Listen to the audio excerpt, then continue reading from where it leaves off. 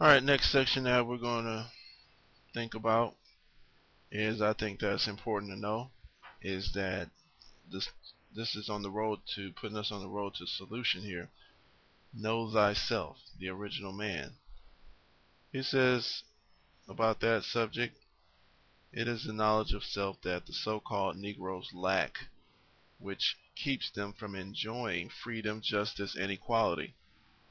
This belongs to them divinely, as much as it does any other nation of the earth.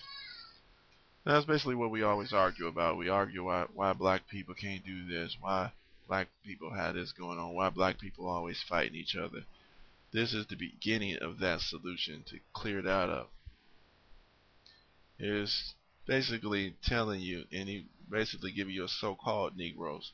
So it's redefining you from what your enemy defined you as, a Negro, which means dead.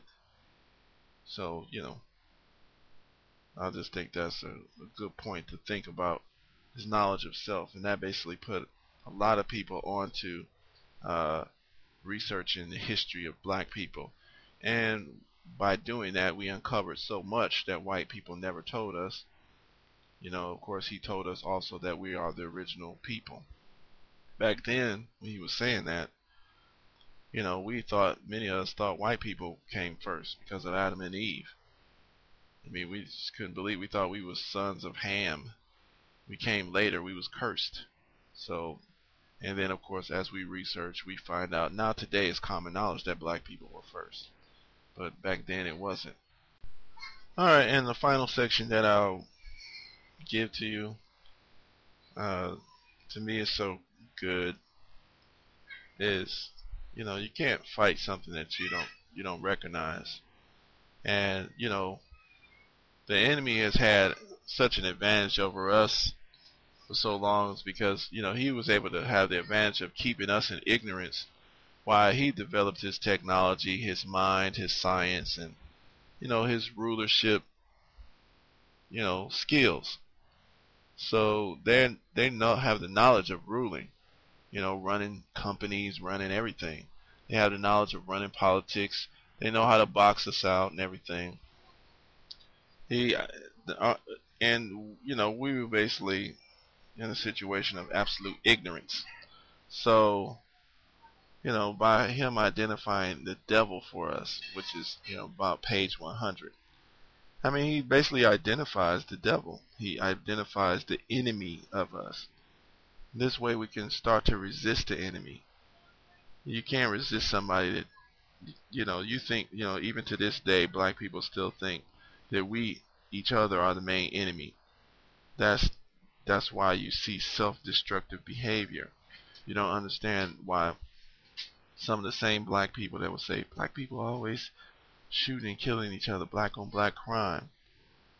But they say that, and then out of the same breath they say we are our own biggest enemies. Well, that's why, because you believe that you are your own enemy, so of course you're going to want to kill your enemy. So that's why you're killing yourself. So Honorable Elijah Muhammad basically was able to, and through this book and through other books, identify who's the devil, who's the real enemy, how are they doing what they're doing, and you know, it allows us to resist. So that's pretty much a book review. You know, just a quick summary. I mean, anybody can hate on somebody, but you gotta respect what's going on. And this man telling you some things, he's gone. He's not even around. He's not in the presence. He's not in our presence. But his knowledge and his effect is still going on. So you got to respect that. All right, peace. All right, and the final section. Got this sweet. Got this sweet. Yeah. Got this sweet. Got